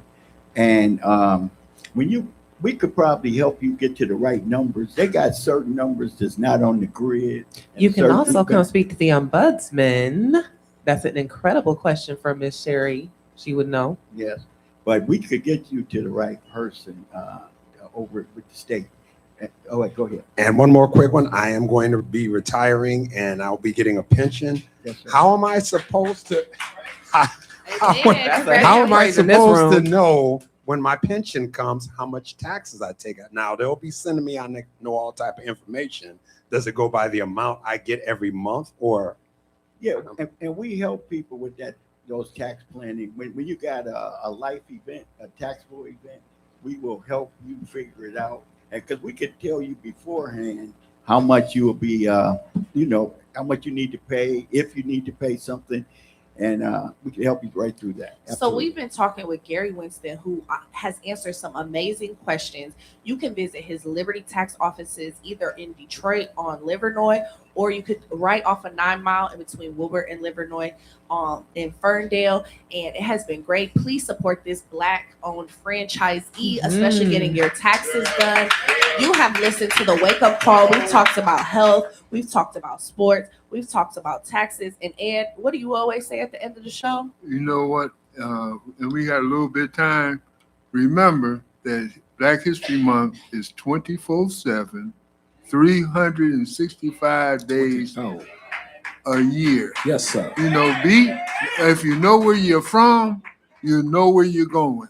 We should close the show with Ed's 2 cents every Pearls week. of wisdom. Yes. So And Detroit. y'all went to, but also leave the nugget about how y'all know each other. Yeah. You want to talk about it? You dying? Go ahead, Gary. Me and Ed used to play a little football for Cass Technical High School. Okay. Okay, now I'm a be a little egotistical. A little. Who was the best ball player on our team? Ed was up in the top 2 or 3. 2 or 3? Oh, okay. Now, well, we're gonna verify this. All right, for people who don't know. No. In high school, when I went, it started in the 10th grade. I played varsity. It started varsity in the 10th grade, and I was captain of the team for 2 years. Okay. So I'm gonna call my own thing. See, you trying to mess with me, but you already know what time it is. And so, what position did you play? I was on that. They don't even have that position anymore. I was a wing back. Wing back. Oh, wing back. Yeah. That sounds like a piece of chicken. Sounds like Yeah, I've never heard center that. breast. But So- and then I did a little defensive back. I was pretty light. I made a post on Facebook this week that went super viral, and it said 3 guys walk into a bar. One went to Cass, one went to Renaissance, and one went to Lathrop. Who starts mentioning their high school first? And unanimously, it was Cass. That's right. We're known nationwide. So y'all, All I know is I'm thankful for my sports beginnings, because regardless of how far away I am in time from them, I will always identify with greatness as I see in you. All right. There you go. Wow, There you go. Sabrina and Ed getting along. right? This show has Boy, What? Black That was History extra Month in the polite. making. Oh, so peaceful. Look at this. So we have been having a great time. I want to thank all of our guests.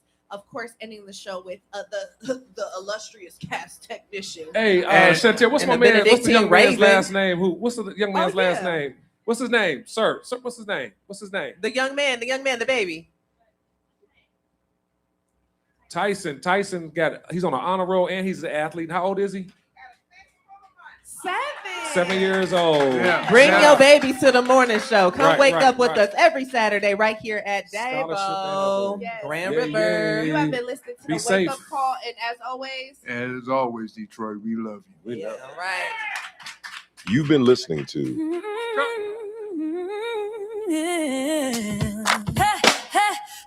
Here's the wake up call with Reverend Horace Sheffield. Rise up, wake up, let the truth be told. The wake up call.